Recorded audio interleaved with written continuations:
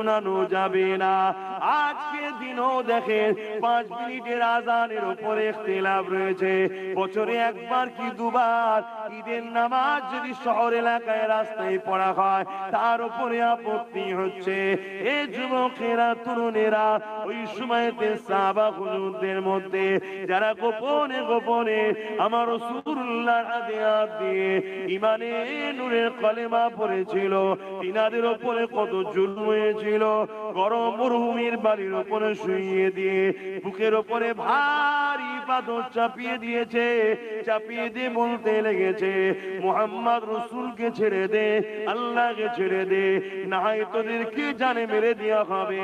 সাহাবা হুজুরদের মধ্যে থেকে অনেকেই কষ্টকে সহ্য করতে করতে করতে ঈমানের কলেমা পড়তে পড়তে আল্লাহর ডাকে সাড়া দিয়ে দুনিয়া জমিন থেকে চলে গেছে।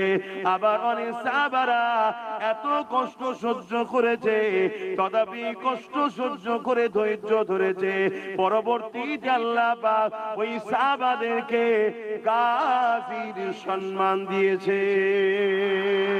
আরো জোরে বলুন সুবহান। সেই সাহাবাদের মধ্যে থেকে এক সাহাবী হুজুর হযরত খাব্বাব রাদিয়াল্লাহু তাআলা আনহু, কি জুলুমটা হয়েছে তিনার উপরে ভাবো তো। হযরত ওমর ফারুক হুজুর জিজ্ঞেস করছে, ভাই শুনেছিলাম আপনি ইসলামের প্রথম দিকে ইসলাম কবুল করেছেন, আপনার উপরে নাকি অনেক জুলুম হয়েছে, কাল তোমার আমার উপরে হবে। এই জুলুম সহ্য করে আল্লাহ রাসূলকে ধরে রাখতে পারলে জান্নাত যাবে না জাহান্নামে যাবে। কিচ্ছু করার নেই। আমার কথা ওপেন ভাই, হয়তো আমাকে পছন্দ করে না, যাতে স্পষ্ট বলে দেয়। কারণ এটা স্পষ্ট বলবো না তো ঘুরিয়ে ঘুরিয়ে রাখবো নাকি? ঘুরিয়ে রাখার সময় নেই। আবার অনেকেই জান্নাত জাহান্নামের কথা ডাইরেক্ট বলে দিই। অনেকে আমার সমালোচনা করছে যে উনি ঠিকালে বসে আছেন, কে জান্নাত কে জাহান্নামে যাবে। আমি কি বলেছি কেউ জাহান্নামে ও যাবে? আরে এই কাজ করলে জাহান্নামে, এই কাজ করলে জান্নাত, এটা আল্লাহ বলেছে না বলেন? যে আল্লাহ ও রাসূল ছেড়ে দেবে সে জান্নাতে যাবে, এটা সবাই জানে। মানে যাকে দেখতে পারিনি তার চলন দেখা।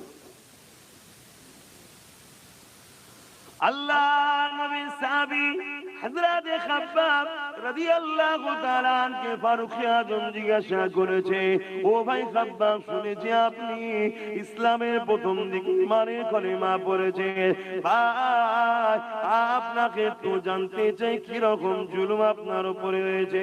আল্লাহ নবী সাহাবী হযরত খাব্বাব রাদিয়াল্লাহু তাআলা তিনি নিজের কোমরে